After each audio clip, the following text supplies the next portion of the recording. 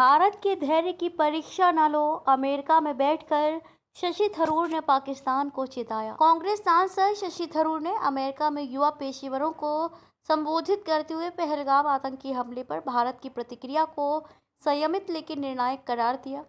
संसदीय प्रतिनिधिमंडल के नेतृत्व कर रहे थरूर अमेरिकी दौरे पर स्पष्ट शब्दों में पाकिस्तान को चेतावनी दी कि अगर पड़ोसी ने फिर उकसाया तो भारत जोरदार जवाब देगा। उन्होंने ये भी कहा कि भारत के पास जवाब देने के अलावा कोई विकल्प नहीं था। थरूर ने कहा, हमने संयम बरता लेकिन ये भी साफ कर दिया कि हमारी सहनशीलता की सीमा है। हमें जवाब देना पड़ा।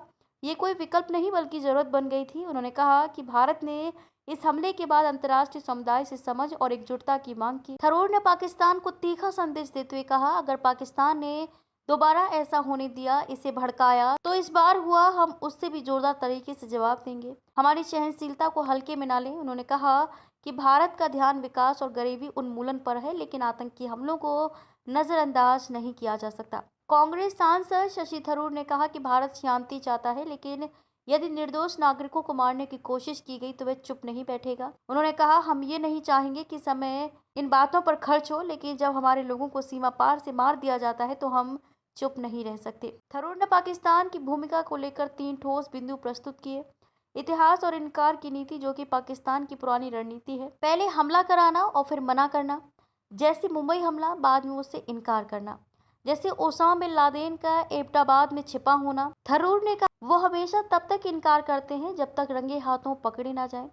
पाकिस्तान में आतंकी नेताओं के जनाजों में सेना और पुलिस की मौजूदगी पर भी उन्होंने सवाल उठाया। थरूर ने कहा कि हमला होते ही जब जैश-ए-मोहम्मद और लश्कर-ए-तैयबा के आतंकियों के जनाजे निकले तो पाकिस्तानी सैन्य अधिकारी और पुलिस वहां मौजूद थे। उन्होंने कहा, ये तस्वीरें सोशल मीडिया पर सामने आई और सबूत के तौर पर काफ़ी हैं। थरूर ने साफ किया कि भारत बिना उचित सबूत के कोई सैन्य कार्रवाई नहीं करता। उन्होंने कहा, पिछले साल पाकिस्तान से जुड़े 24 आतंकी हमले हुए, लेकिन किसी ने भी इतने बड़े जवाब की मांग नहीं की। पर इस बार स्थिति अलग थी। उन्होंने ये भी बताया कि किसी भी देश ने भारतीय प्रतिनिधिमंडल से पाकिस्तान की संलिप्तता के सबूत नहीं मांगे, क्योंकि उनके पास पहले से विश्वास करने लायक तथ्य थे।